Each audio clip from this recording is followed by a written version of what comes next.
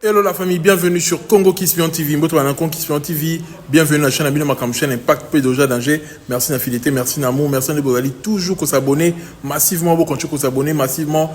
Ici on dit la vérité pour le bien de l'humanité. Ici c'est votre chaîne préférée. On fait que le travail pour le bien de l'humanité. Ici on dit la vérité pour le bien de l'humanité. Nous allons parler de toute l'actualité. Fally Ipupa qui a presté à Goma et à Bukavu. Il y a eu une polémique. Pourquoi le concert de Fally Ipupa a été annulé? À Bukavu, le concert était plein, mais avant ça, il y a eu des images, tu vas créer un complot, on va cabal. Non, Fally Ipupa, on va en parler. On va parler de ces concerts, on va dire des choses, des bonnes choses pour le bien de l'humanité, mais aussi Saint-Denis en danger. Actuellement, la police à Luka, il y a Saint-Denis. On va en parler, on va décortiquer la police à Kitaki, dans Saint-Denis. Pour Luka Batu, cybercriminalité na Saint-Denis. On va en parler ici pour le bien de l'humanité. Mettez-moi mes likes. On va aborder tous les sujets.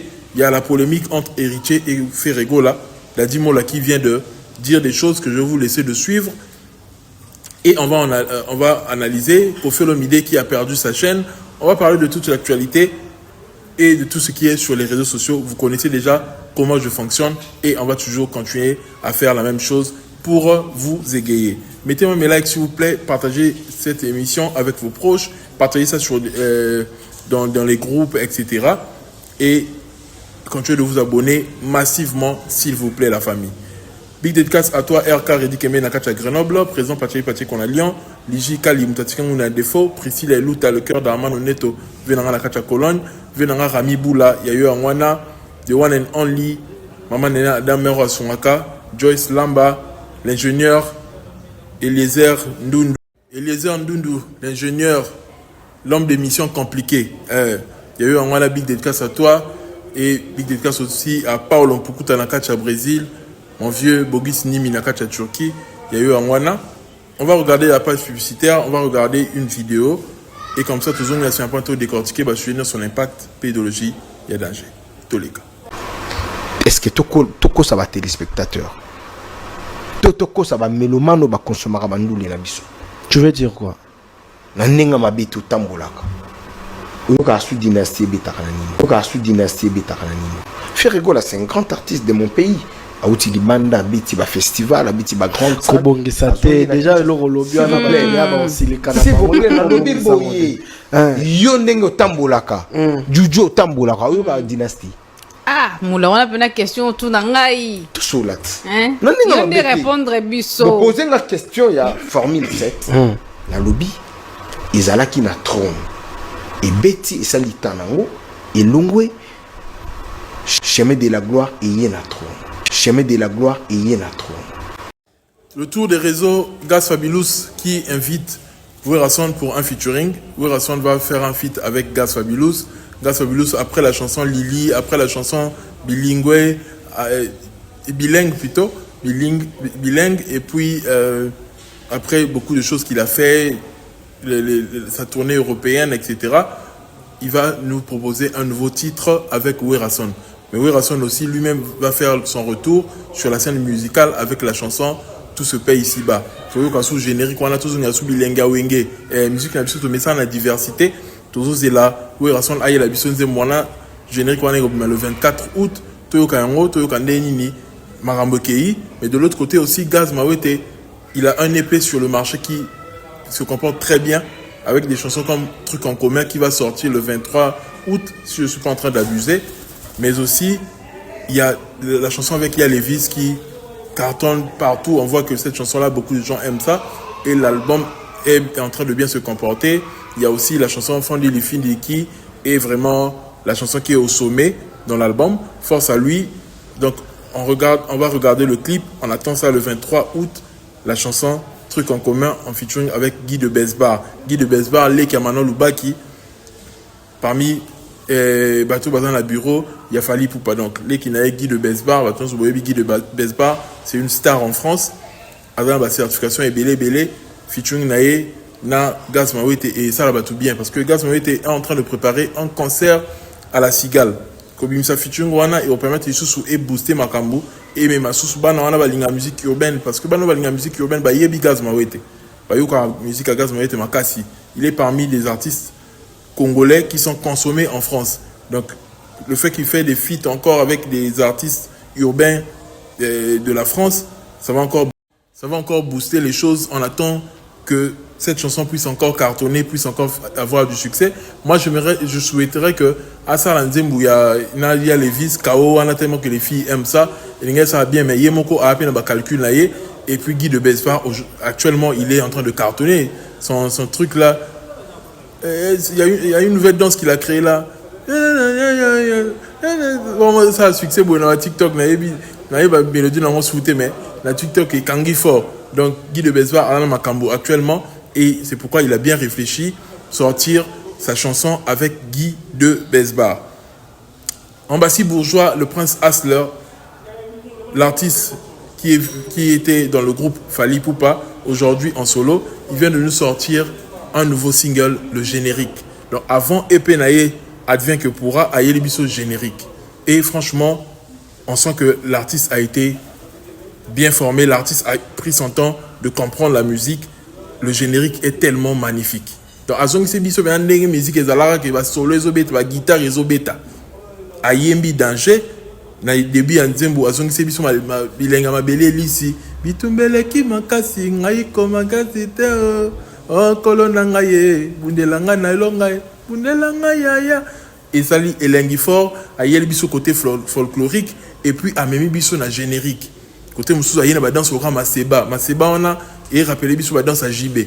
Donc ayeli biso côté danse Maseba ba animateur ne ba bois qui posé donc ba bois qui l'aura ba dernière expérience banda kala ba instrumentiste ne ba beti mbonde betami drum et betami instrumental qui toko mixage qui toko nyonso qui toko yemoko pe ba dédicace on dit bien que à comme un leader à boire quand même ba dédicace à l'aise à boire quand même qui toko force à lui. La musique congolaise est une vertu dans le bango tout le temps. La musique congolaise la diversité, la musique congolaise est une vertu. Et ce que j'aime beaucoup chez Ambassi, il a toujours cette reconnaissance-là. Cette reconnaissance parce que fallait ça m'a bien moroté. Et parce que tu me sois comme Ambassi comme un bois qui dit cap tout ça là, naïlo qu'on a est-ce que fallait déjà boire coffee tout ça oui la chanson canne à sucre mais la débat qu'on boire qui était parce que bah si je sois longara dans le quartier latin c'est normal que Abouak ait bon côté. Mais Fali, à Lukamutu et Ambassi, c'est pourquoi Ambassi a toujours une facilité, on a une reconnaissance, même la bémission, même place, même la solo en privé. Elle a toujours reconnaissant que Fali pour pas apprécier matcher parce que talent au Azalango, ils ont eu panza mais ko raffinant au sous mamaye le musu soit abaki sango grâce à Fali parce que Fali aujourd'hui on ne peut pas se voiler la face, c'est l'artiste le plus talentueux du Congo. L'artiste qui a du talent, l'artiste qui chante mieux, l'artiste qui fait de la bonne musique. Donc, au Utapanaye, et puis, quand vous avez l'autre côté Namutu, ça veut dire que au profit à quitter, aux Aaki, élève Mora et Zoba. Mais il y a l'activité que Zaki élève Mayele, et Azo continue à perfectionner Moussala Naye, tous la épée Naye, tout le Bélango toujours, et tout le ça y est force parce que c'est un artiste qui est resté loyal. Tisikoyo a fingité, Tisikoyo a sa l'émission Mabete, Tisikoyo a sa musique naïe, force à lui, Ambassi Bourgeois. Allez-y sur sa chaîne YouTube, donnez la force et sur ses différentes pages. Arrivons sur les propos de Dadi Moula. Dadi Moula qui nous fait savoir que l'album Formule 7 pour Nabango et Betty Kaka Dynasty, mais Betty Nango, album il y a héritier T. Héritier ne mutu aye ko sauver honneur ba congolais nyonso o ba betami par l'album Formule. Donc Dadi Moula lingi a échappé à l'équivoque on a que bango net ba betamité ba tumusu ba betami sauf que bango ba sauver honneur ya ba nyonso o ba betami. Certes, actuellement d'après les échos et d'après même l'évolution on voit sur les plateformes etc. L'album d'Héritier a quand même pris sa place. Même l'album a fait rire. Et ça lui succès mais Eyokani. Il y a des chansons que tu consommer la bango parce qu'on voit même l'évolution sur les plateformes, l'évolution sur place à Kin, tu vas mettre en babar, DJ babé tarango, etc. Tu vas yemba na bango, oui. Tu vas yemba na bango, oui, mais exact que Jésus en pleure, mort n'engage te moni en pleure il y a Formule 7. Formule 7 et l'activiso clairement que album wana ezalaki bien fait et connaître succès ba chanson à succès ba chanson ba tube tilelo et permettre artiste à ça la tourner. Mais album héritier quand même la chanson DL d'après les échos et batwa lingami kota Deborah Simbi Koto etc. les albums où ils allaient consommer. Mais kolongola qui veut qu'on a que Formule 7 et Betty en côté wana ndenga mo personnellement on d'accord en côté parce que Formule 7 et Betty Moutounion sont sans exception. Ça c'est une vérité. Formule 7 et album oyo notre album a bon côté. Kilo et album wana tisiko na mituna nana oyo ça album susu ya bongo après. Faut dara fali moko. Album wana ezaki tellement kilo et ba retomber na tout monde yango. Album wana ezu ba certification. Album wana ezu disque d'or ya liboso ya rumba. Ce n'était que normal ezaki album moko parfait na lobango de na début. Tout ça là en promotion to lobango maramo nyonso déjà. Tu vois que album wana eza serpent de Moïse muto longo te na terrain. Mais héritier la procédure eza lango mabete ko yoro loba mambo loba wana. Oui, album la bino ezu place par rapport à l'album il y a fait peut-être. Mais est-ce que eza bon moment ya loba marambo wana? Est-ce que eza bon moment ya rekota en clash na ferré? C'est ça la question à se poser. Est-ce que c'est un bon moment pour un héritier en clash na ferré? Actuellement, côté ka ticket à concert et comme il bango passe, va musicien congolais. Tout le monde en vérité oh. Et comme il passe makasi. Fabregas qui a quelques jours de son concert a côté ka ticket. Ba ticket zanam. Et on ne sait pas son concert est en nini, ba okata ba rideau, ba ça nini. To zela tout à l'heure le 31 août. Sort ya Fabregas et Anil. Bon, Fabregas ya amutumo asila ne Sony. Ata ba tubaye muki arbeta na concert, arbina na bina na ye asa ne babilo ko nenga sala wana babilo nenga bina wana asa la onka nenga salaka. Donc déjà wana côté wana to yebi que Fabregas a s'exprimer na ka nenga salaka. Le ya sila na yeso ni banga ne mpia kate. Et là comme ça pas Fabregas a makasi na détruire baninga mais au la construire carrière na ya ko reconstruire te. Makasi ko détruire ba carrière ba bina filé, ko détruire ba Robino, ko détruire ba Inosbi, ko détruire ba to belé nenga détruire za wana. Ba to ba comprendre mon loba. Ninga sala biloko ne a détruire ba ninga mususu mais construire carrière ya yemoko a ko kate. On comprend que actuellement c'est devenu difficile que ça va plein la salle et héritier aussi est confronté à un problème ba ticket na yezote kama penzate. Ça c'est une vérité. Et les lots mutu a comprendre niveau na ye na musique ya Congo. Mutu a comprendre que oui, combat et sili, oui, concert et zongi.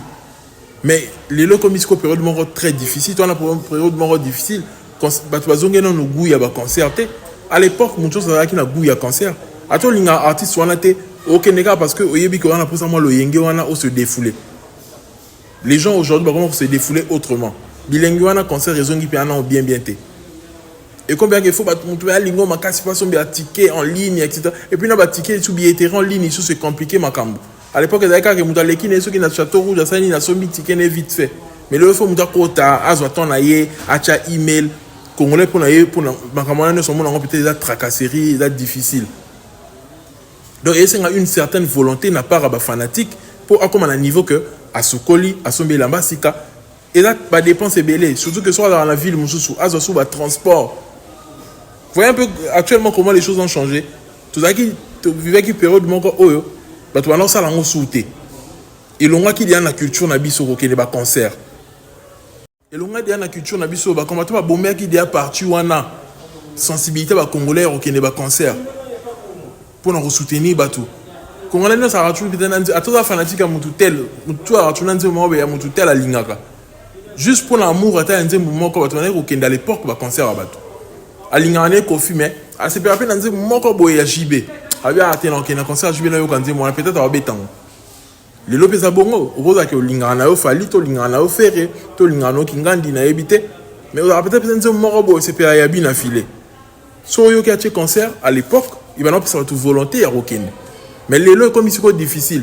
Ato lingana moi là courage comme il se passe. Transport, marambo. Le concert comme il faut rassembler marambo et belé et c'est bien osala un vrai fan. Et face à toutes ces difficultés-là, l'artiste, il faudrait travailler sur communication na bango. Déjà, sous époque, c'est que Yoroya, Otina Moutoura, Dadimola, Asa Nechabi, ça fallait danger. Déjà, il y a dit que l'eau est écolisé automatiquement. Écolisé bango.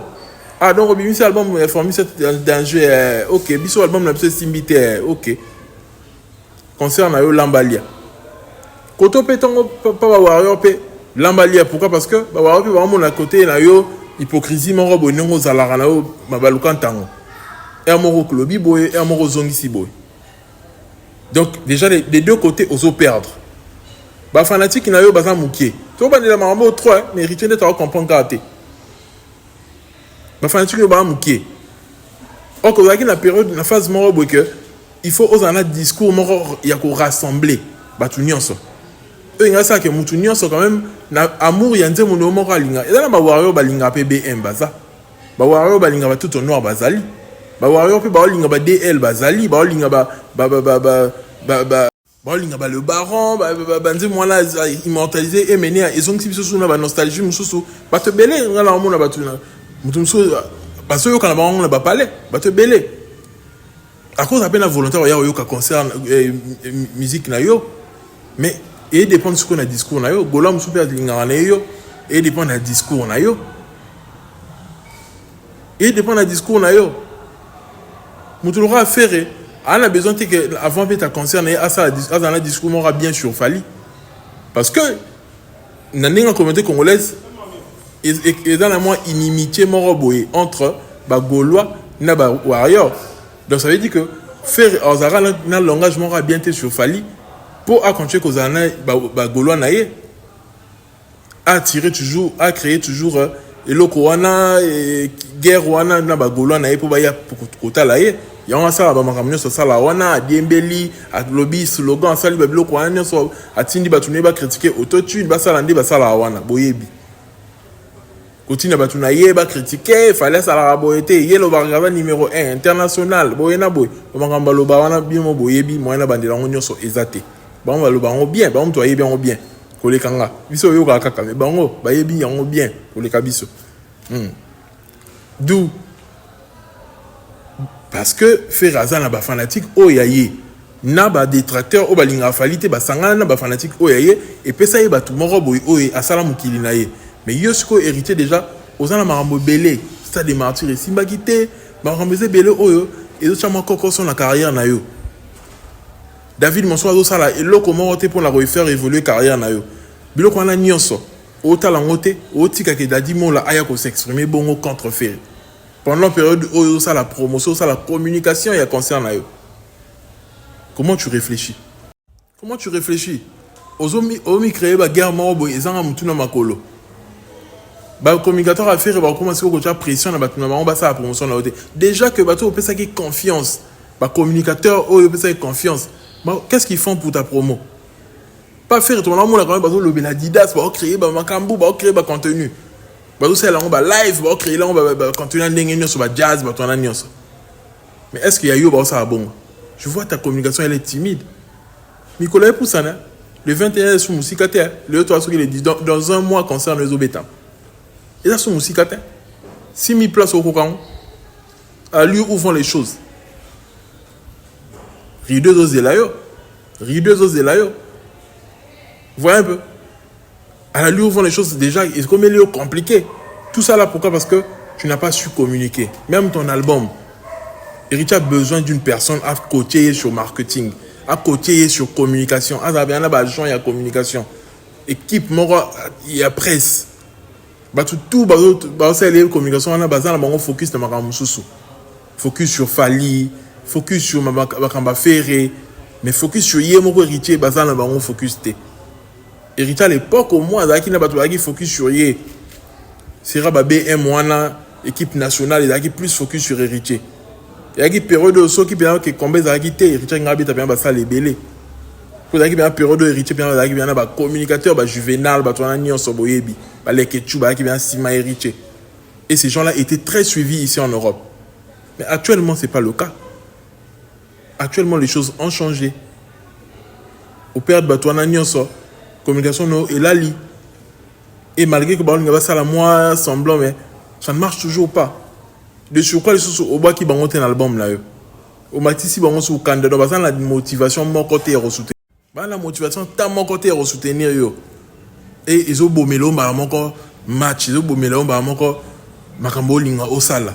Héritier, tu devrais réfléchir sur ça et revoir ta communication, s'il te plaît. Koffi Olomide, le sorcier en chef, vieux Liseke. Parce que Koffi Olomide comme vieux Liseke tengate. Avant robeta bali, bano bengi so Liseke, so vieux Liseke entre les deux. Alors robeta bali, nga terme de appeler combo wana. On a inventé la mission ba combo Théo que obenga musicien Tilapia. Moi je n'ai jamais fait ça dans l'émission là. On a la réponse à bateau ba tirer nga commentaire wana que ce qui n'est ni. Moi je donne pas les noms aux musiciens. Moi je fais des analyses réfléchies. Na pesa combo te. Combo yé moko ba pesa ka yé na bomwana. Et là combo ya ngate nga tu na pesa yango te. Yé moko ba pesa ka yango nga la zone ka na zone sango aw. D'actualité, la zone sango d'actualité. Mais ils ont gâté tout la pesa sango. Alors comment on a alors qu'on a il sait que on a balle bien Koffi. Ah c'est un bon joueur hein. À beta balle hein. Koffi. À beta balle hein. Alors tu vas bien, il va alors rater de soit balle, coup de pied, coup de tête. Il rate raté. Yé mon papa. Et ça que on a inventé les lots côté. Vieux wana les lots à subir karma. Et maman benyo so oazo ça la bateau. Particulièrement Mabé Ouadosa la Fali. Koffi Olomide n'a jamais été l'idole des jeunes. Il n'a jamais été la personne, la star que les jeunes rêvent en fait. Koffi Olomide c'est un talentueux. Moi je ne vais pas le nier ici. Koffi Olomide il a fait des belles chansons. C'est un artiste qui sait bien faire la musique, oui. Mais il n'a jamais eu ce côté-là, la star qui fait rêver les jeunes. Période où il y avait un succès à l'époque. Papa Mazai Kaka, la personne que les jeunes rêvaient. Après, il y a eu les Emenea, il y a eu les JB Piana, qui étaient des personnes que les jeunes rêvaient. Il papa chéri, Boyna Boy. Il n'y a eu jamais une personne avant rêvé à Zalora à Koffi Olomide. Il n'y en a jamais eu. Koffi Olomide n'a pas le style, n'a pas ses atouts-là aux Alavina qui sont au lobby, qui ont slogan, et Tikali, tout le monde a jibé dans l'anti, l'élo. Glycémie, ça va. Cholestérol, le calme est bon. Toujours. Mouton ça comment on le bat toujours les lois. À tout ça, mouton il y a orchestre ni mouton le bat toujours. Boye bit. Ça veut dire que et le Kowana azana langote. Malheur à lui lisusu, Koffi Olomide. Tant que papa baza souté, ba jibi ba activité, ayoko asusu na mouton le roi Fali. Fali ala susu idole ba jeune. Fala le batokos ba jeune ba zui. Kataye il y a la popo ba jeune ba zui. Ala tabou ba jeune ba zui.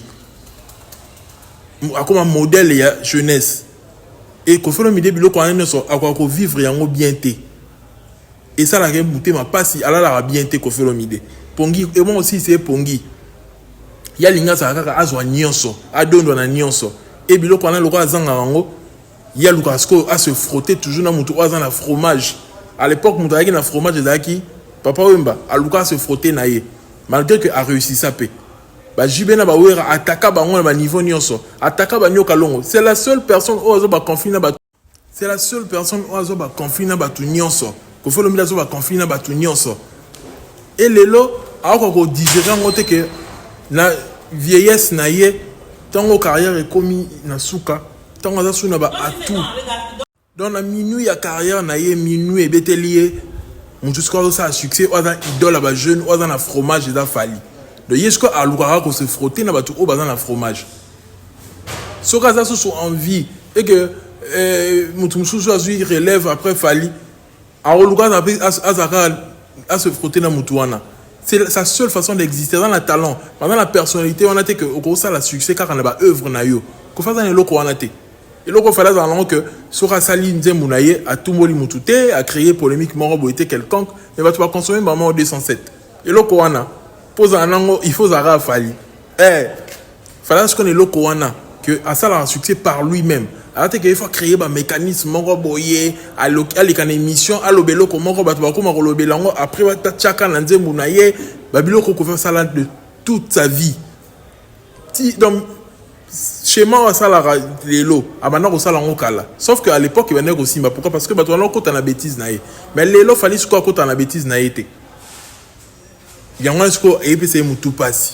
akomi ko créer les fali ba complot ya niveau nyonso à tous les niveaux pour na ternir image propre au fallait za nango image de marque au fallait za nango image de ça que a gagné ba kasha malonga image de ça que a teka musique naie a teka musique congolaise a même ngo likolo na ba horizon e comment rater image wana fallait gagner en haut pourquoi parce que il est respectueux responsable alors ça la carrière il y a bien alors ma musique a bien et non seulement ma musique a bien mais à se garder côté wana que pour éviter ba clash pour éviter ba conflit ba tout ce que ba kamwa kande ni artiste wa boy donc un artiste exceptionnel tout non artiste a bon côté tu vois il a conflité avant na yé na quoi na yé habita ka ba tube et bien on m'a siké na musique na biso non on a ba succès fallait za mutumo bazo les kana émission zo clasher ba tout ça so ki nini artiste na ba tout ça so ki nini mais Fally ne le fait pas. Fally garde toujours son côté là propre, son côté clean. Alors ça, quand la musique, il y a bien 207 ça a succès,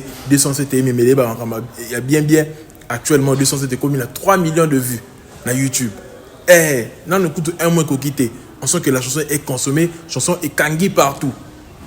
Bah tu vas c'est pelé na tube, il a consommé et les lots et bimisi star. Le là, René Soso a comme star les lots parce que bazo solliciter effectivement des produits écoute concert VIP pour naï vous imaginez a comme ko beta ba concert a comme une image mort ba comme pena ba auditeur près de 50 000 auditeurs na Spotify na donc aleki kutu aleki à peine kaka bimisi tu ba succès aleki kutu na ba Fabregas ba déplique ba te belé na ba nombre d'auditeurs vous imaginez à peine kaka donc azul lumière pourquoi parce que a comme il permet la moto oh avant un succès avant un succès en abondance.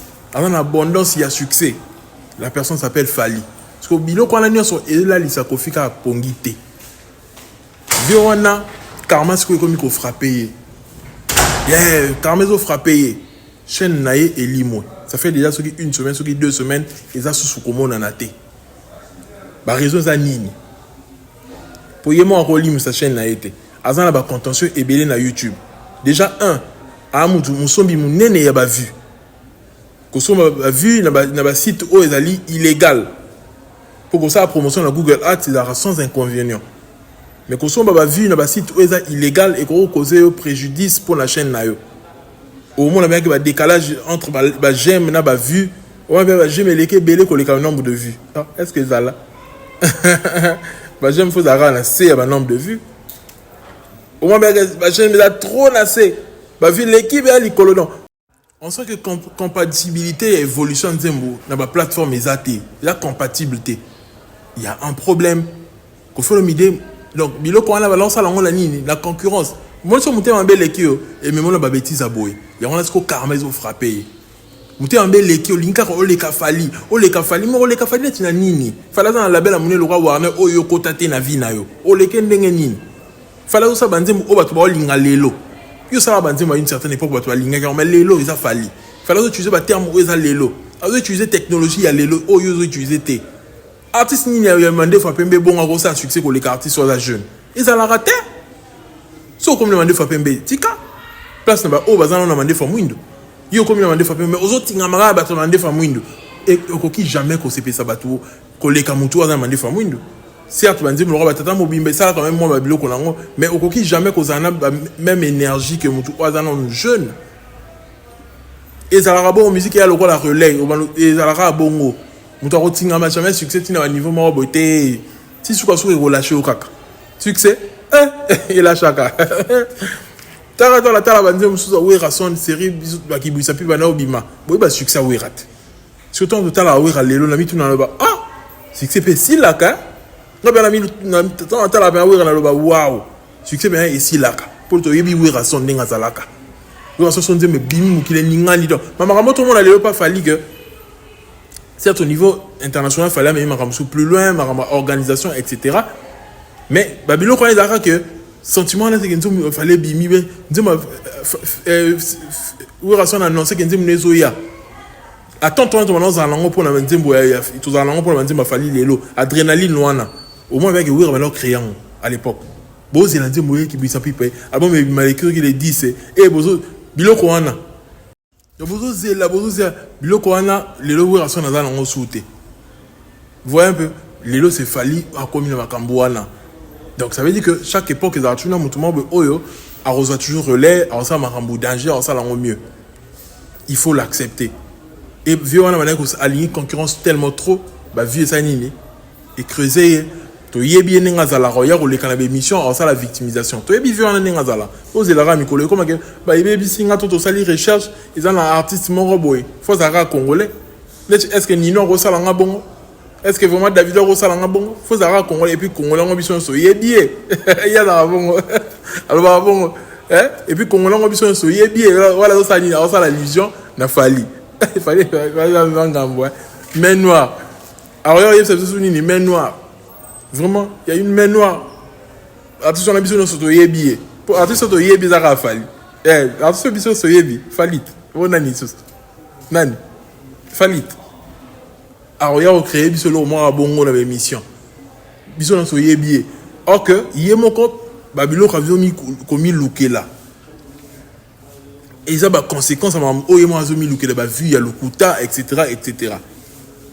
Au sommet 30e au bimisi 30e na gali garve na inosbi na gaz mawete au luko sommet là on va vie belé et que vous avez parmi ba raison et que qu'on pêche yo que aux en chaîne na yo stable YouTube a remarqué ma ming à lukuta a bloqué aux chaînes et que vous allez yango et que vous allez que batu oyo o tie ba featuring na bango aussi ici ma ba licence tendenge label na yo a réclamer biloko wana et que vous appelle label wana Goldman a remarqué que Bimisi album yo bosi la naki to zong c'est là qui bon on a été a reporté au pas YouTube ba bloqué yo mais comme belé ba licence ba tout est-ce que soit qui aussi dit ça qui m'a bloqué en annonce donc ba facteur gros aller belé ba réseau gros aller belé mais ba tout ba communication Kofi na mon mutu mo tezo ya kopi ça ba fanatique à Kofi a qui ça ba mutema expliquer bango buzo ba o ko faire ça là et puis même attends pour expliquer buzo ba te pour bon ba tout saleté ya il y a un candidat au Kofi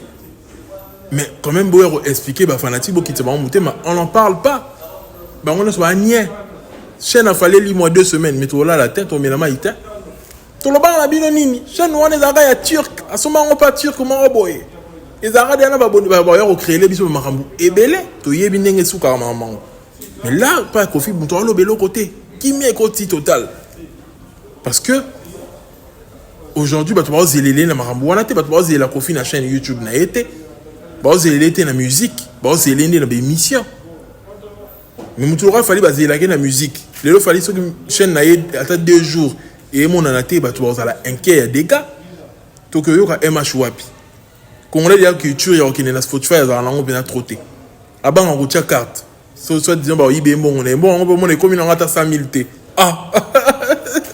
Avant qu'il moment et combien t'as 100 000 t. Attends 50 000 et communauté. Attends 30 000 et comité. La compte en haut. Quand on a rassuré ça 6 000 8 000. Ah.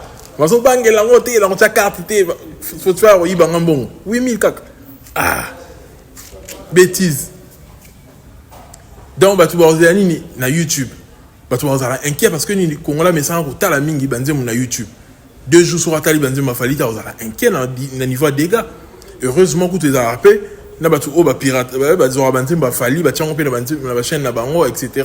Bien que ba revenu une saison il a fallu mais quand même pas na bango ba okenement ko tala ba se soulager parce que aujourd'hui au quotidien on consomme la musique de Fali na ba fête na biso na ba journée na ba fête na biso na ba journée na biso on consomme la musique de Fali na ba moment ni on ça donc les loyem ta comment reconsoler ba congolais mitema ba congolais o ezoka na mambo belé et c'est ça en fait qu'on fait le midé diminuer 2 amoutes mamabé to yebi ko ya ko se victimiser mais to zano mayele biso pe to linga en matière ça la émission le ba mambo loba to zana analyse sur yango to zano ka bo mayele to tala yo mayele kaka parce que to yebi mamla bino nde bozala nango botika ko somba ba vue botika ko trafiquer bosa la musique ndenge sengeli bokosela Fali makambo des années yem ta trafiquaka mais il y a ça aucune conséquence il y a trafic naï bino comme je bozo ba conséquence nyonso kaka bino ils là lisa ba carrière na bino et se faire somnoler bino bo sila bo kita ka ya on penda ne fallait mal à droit chemin mota fallait mata ya solo penda et quand tu ko mata pour ça dans le droit chemin Mamdenge Sengeli, on l'a démarré très bien. Et carrière là, les lots, ils ont brillé, ils ont évolué. Parlons de Goma, ce qui s'est passé réellement à Goma. Avant tout, je vais vous laisser suivre les propos de cet idiot Onanlak Sabino. Déjà pour la petite histoire, tout à l'heure en vidéo. Public est en retard. Il faut considérer qu'il fallait que pendant 14h, 18h, 19h, 20h, bato bayaki belete ba annulé selon bon ce qui public est en retard, ça veut dire bato bayaki belete ba bandi ko en retard, alors ba annulé ko annuler concert.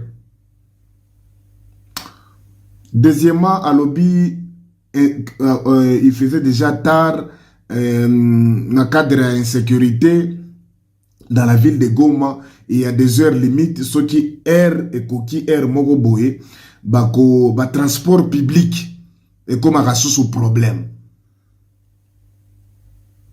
Donc ça veut dire insécurité plus transport.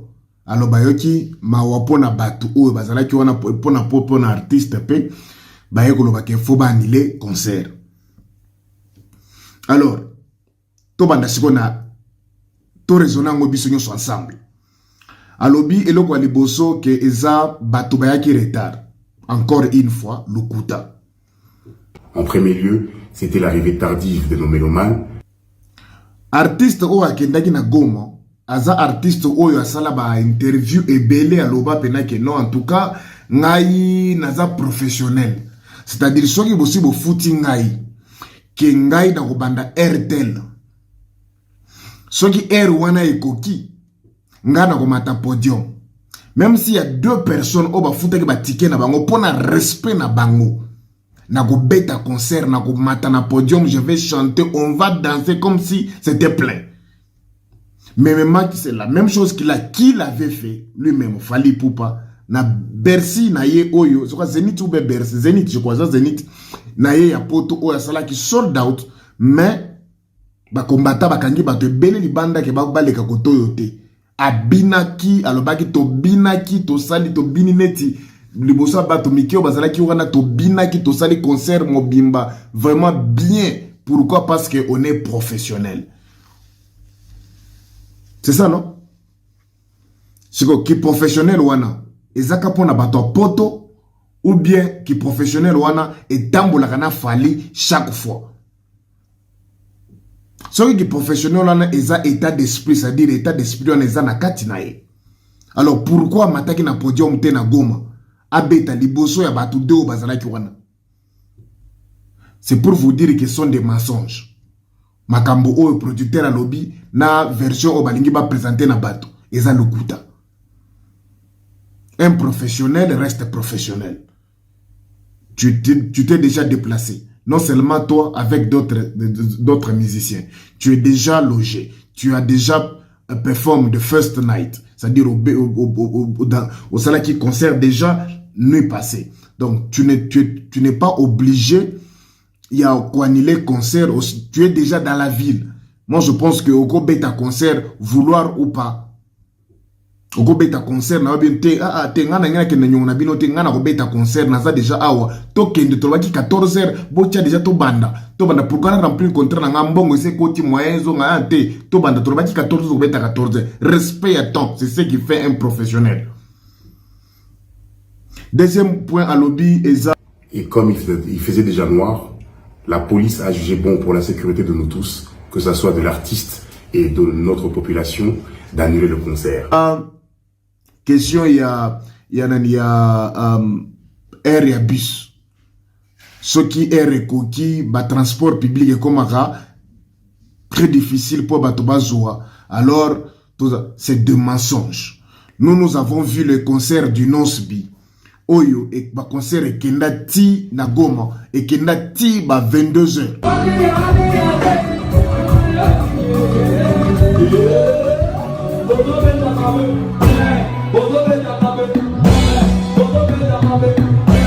Non subia bato ba matina podium bato ba beti ba concert ba festival lokola ba festival za ezanine amani amani bato babinaka ebeta ke salaka plein bato bazala kuna plein jusqu'aux heures tardives. Comment ça fait-il qu'il y a un tour et a fallu à kuna transport comme problème? Ville les arabes air moko limite ou collègue ça va air wanate lukuta lisusu. Comme vous savez, qu'à Goma, à partir d'une certaine heure, les transports publics deviennent difficiles. Donc, on a jugé bon d'annuler ce concert. Parce que ce que ça bon, ça veut dire jeune oyo à harmonie. Tant qu'on a na Goma, a beta qui tiba concert c'est là qui tiba 22h 23h. Tant qu'on a beta qui concert wana, ce qui veut dire que yé na air na yé tant qu'on a qui kuna yé c'est 1 mois et demi. Air les là qui nani embarco ba air wana ezalaki te na Goma. Encore une fois, le kuta ya producteur aninga protéger artiste oyo aye na retard, manque ya respect pour na batu na ye oyo bazalaki déjà wana basombi babie na bango balakisi yo bolingo, ils se sont déjà déplacés, ils étaient là. Ce que vous croire ngate na makamuna zo ebisabino botala image oyo ndenge mona ngoboye awa boko mona batu bazalaki déjà wana, il y avait déjà un monde. Alors artiste azalaki na ko banga batu bako filmer ba parti oyo ezalaki vide oyo nde batu bako filmer bako loba bako comparer yango na plein ya inonce bitango abetaka na Goma. Alors ko banga wana nde sali penake non artiste a se trouvé dans la position où il était na kokende kuna te parce que ceux qui na keboye na se na beti ba bâche déjà parce que ceux qui na Goma moyen là qui batia bâche. Moi je pense que bolinga ki bomo na bâche na Goma. Alors ndenge bâche ezate na Goma, l'artiste était obligé ya cause la butu ba to filmer te. Alors tant qu'on ko ya ouais butu comment au yebisi ba to festival les banda 14h. 14h, il est déjà 20h, 19h, 20h, 21h, comment il est 21h. Tu n'es pas toujours là. Tu n'es pas toujours là. L'artiste n'est pas là. Alors, vous voyez, c'est bien que non, Ezao qui bat retard. Non. Un professionnel, lorsqu'on dit à 14h, ou ce qu'on dit plus tard, c'est 17h, tu seras déjà sur le podium. Mon discours d'appel, c'est qu'il y a $5 wana. Baya, na concert na yo, ba sepela.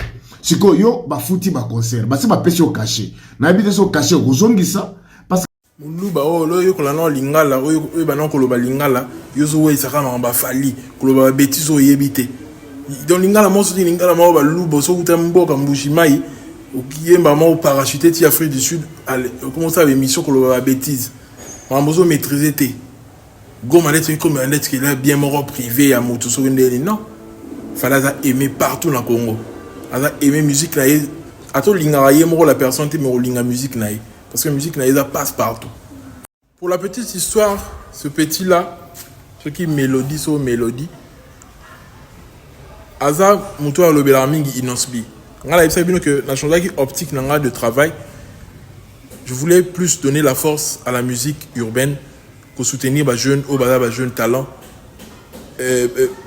jeune talenté, jeune au bas sa musique, bas émerger bien, bas sa justice, bas sa fierté musique congolaise. Et inosbi, na le bail que na lingi souté, vous en avez là s'acharner contre artistes moroboy. Na le bail quand on dit abilo qu'on a, là sous la optique qu'on a té. Optique est que te soutenir musique urbaine, ba Gaz Mawete, ba Gali Garvey, ba inosbi, ba émerger, ba tomber musique à Congo. Et comment on est bien, t'es comment être bien être, il y a des tracteurs na yé, na le bail qu'on a tika bilo qu'on a. Et pour montrer que na tika bilo qu'on a coutu. Je suis même arrivé à passer dans une émission. Je suis passé dans une émission. Il y a moi là mandé Fouébélé. Ouais, il y a Afrique du Sud, quand c'est Afrique du Sud, ils a poto. Dans les cas d'émission on a pour na bateau baza ba fanatique et Inosbi, ba comprendre que biso maintenant peut ça Inosbi car ba conseil mais a quitté que toi na acharnement morobe contre hier net na so ki ndenge ni non à travers on a ça l'analyse mais na on était pour nous s'acharner contre ba artiste na détracteur té mais j'ai compris que c'était même une erreur il y a Rosala bien abattu boy parce que moi si tu respectes pas Fali même si tu dois baninga to za sou baninga té si tu respectes pas parce que Fali c'est d'ailleurs un artiste que moi personnellement j'ai beaucoup d'estime pour lui je respecte sa carrière. C'est une carrière qui n'a pas été facile, mais avant sa carrière, au artiste et Belé Balinga a du mal à ça. Il fallait créer toute une génération. fallait passer votre courage, orchestre, etc. à créer business, il y a musique, il y a Congo. Et quand on parle de Fally, il faut avoir un peu de retenue. Parce que on peut pas aller jusqu'à dire, on peut pas faire croire aux gens, c'est comme si que ils n'ont subi un monopole, il y a Goma, Goma, le côté pas naïe, net il y a un monopole, il y a Goma. Même à Goma, Fally a plus de succès que Inosbi. Je ne suis pas en train de clasher Inosbi. Goma n'est pas naïe. Et à Goma, il y a eu une situation d'insécurité actuellement. Mais on ne peut pas comparer parce que Inosbi, c'est un concert, il y a un festival à Mani, concert d'Arati Nabutu, qu'il y a Fally, et cause à la raison sur le plan sécuritaire. Non, actuellement, les choses ont changé. Actuellement, sécurité, tu as vu le problème, il y a insécurité dans l'Est, c'est comme ici au niveau Yamakasi. La guerre a été comment dirais-je, a été déclenchée avec le Rwanda. Le président en parle, beaucoup de gens en parlent, mais à cette époque-là, peut-être qu'on n'en parlait pas. Mais il y a guerre dans le Rwanda, etc. Le président est prêt aujourd'hui à combattre contre le Rwanda, mais ce n'est pas le cas. À l'époque, dans Inosbi, à Salagi Festival, Amani, Naba Gaz Mawite, etc. Et aujourd'hui, il y a un problème de sécurité. Et Fally, ce n'est pas n'importe qui. Dire que Fally, vous voyez, quand vous avez caché, un souci, qui a un souci, il y a parti, il y a RDC, Koleka Fally. Qui a le souci plus que Fally? Quand Fally a une ambulance, non, dans la partie où on est Est. On ne peut pas comparer les choses. Il n'en a fait sa part, oui, on applaudit. Mais est-ce qu'à Sali Koleka Fally? Tant Fally en est pour défendre Maramba Est. Est ces organes en pleurs au thé. Fally fait partie des gens où Pessi Maramba Est ou en en pleurs.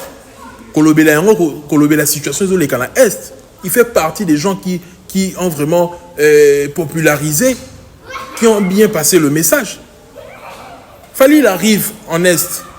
Concert d'Agui prévu à Serena, au Serena Hotel. Mais concert on est d'Agui, tout le monde est semi-improvisé. Concert on a d'Agui semi-improvisé. D'Agui prévu bien et Salama, mais quand même Babeti Yango. Public est d'abord en retard. Producteur a lobby en clairement. Public est en retard parce que là, concert on d'Agui semi-improvisé. Donc on m'a dit peut-être banderole Mbangu, Bachi, panneau peut-être Mbangu, ça publicité mon il y a l'icolo. Il fallait causer la batubaya. Fallait c'est un professionnel, il fallait être devant 60 personnes à Robert Tanae. Il fallait un problème peut-être. Mais la lui en bolobi qu'il fallait soit disant au bang abanga kimpiaka. Oh mais fallait mettre la lui en bolobi ni kachaki rideau non. Ça veut dire qu'abanga en piaka te. Pour la chaki ba rideau kasi. Fallait annuler payer ba lion, fallait annuler place non ça bête wana au bolobi que ça la ba piaka. Non. Fallait être professionnel, il suffit que ce razu caché naïe à répondre à l'invitation, à Roya, à matin sur scène, à recéper sa public naïe. Il fallait n'a rien à voir de tout ça.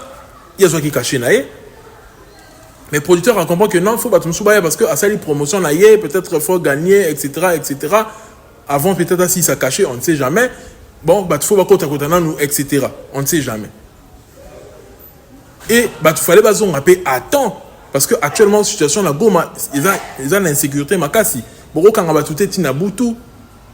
Il fallait que ça Marambo, des acquis prévus concernant 14h, 17h,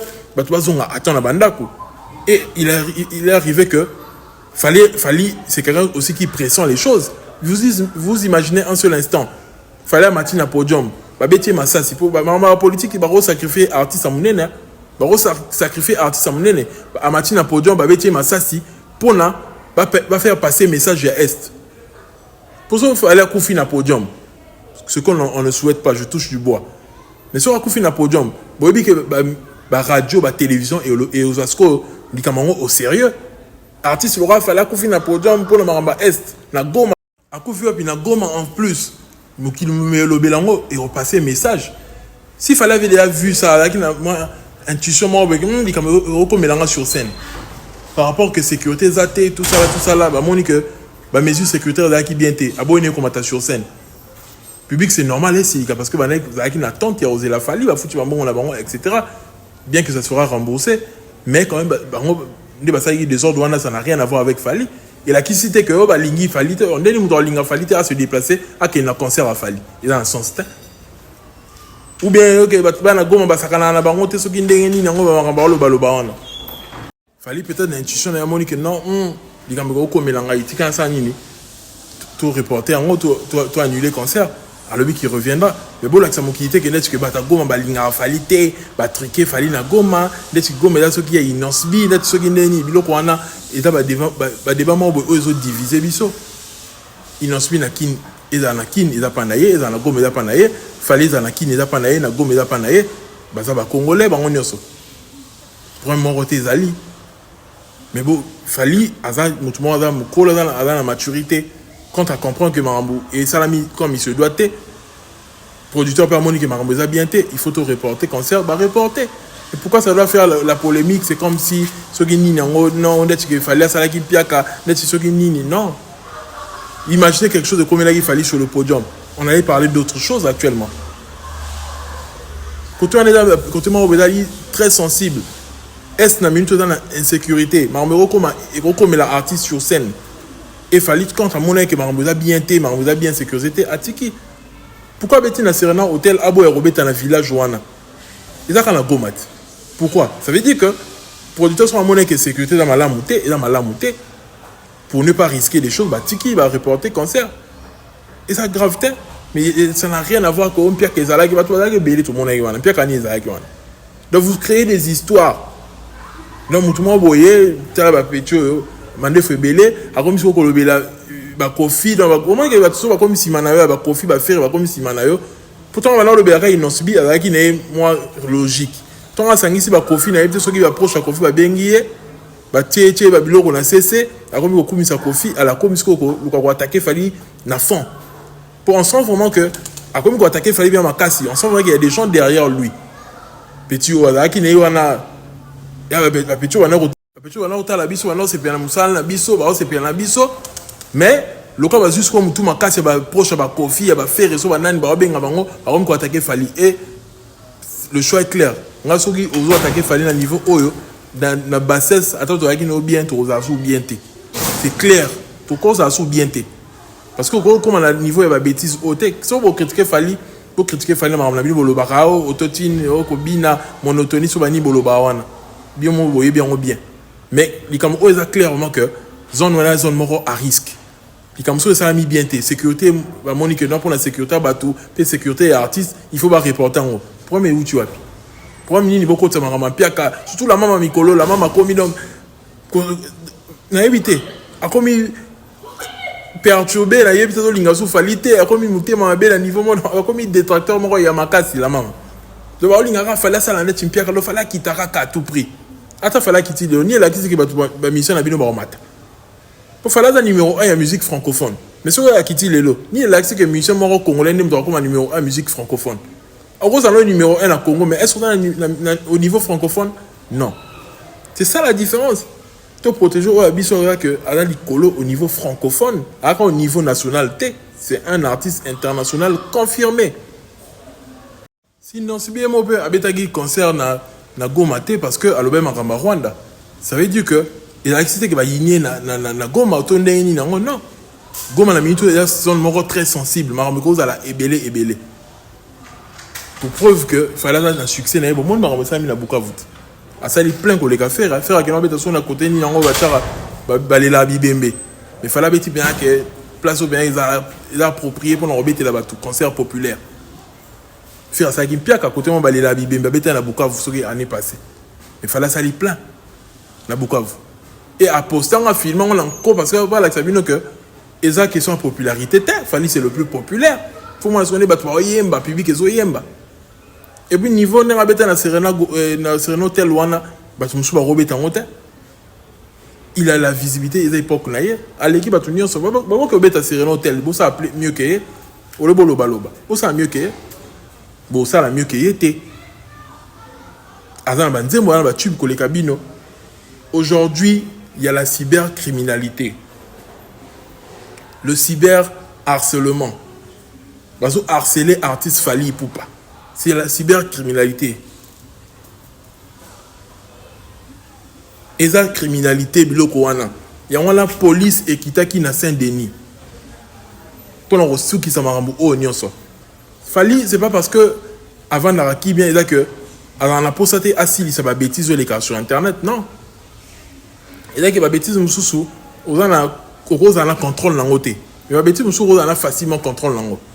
batulora bakali plutôt bakali jazz maintenant on so bayebani ki baya kosala na Saint-Denis donc il y a la facilité mbila azana akanga bango mbila kitaki heureusement bazala kité endenge za wana esilité mbila bano kita wana ndeza wana babomel bango cop à Saint-Denis kufi parce que fallait quoi comprendre que il faut que kanga batu wana cyber harcèlement bon que na la justice c'est d'abord vous travailler dans le noir vous harceler batu na mission na bino donc police a rien à jouer bino a même bino la poste police a interroger bino allez justice a ça est comme ça naï baba kali wana boza baba kangami boko kangama baba kali bo baba kangami boko kangama bakali bino no sona ba jazz bino no so cyber harcèlement bo ça là bo travailler dans le noir bo foutre ba taxer na musa bo ça là wana bo créer ba studio et foutre ba taxer bo foutre ba importer bo créer ba chaîne na bino bon YouTube bo lire bino moko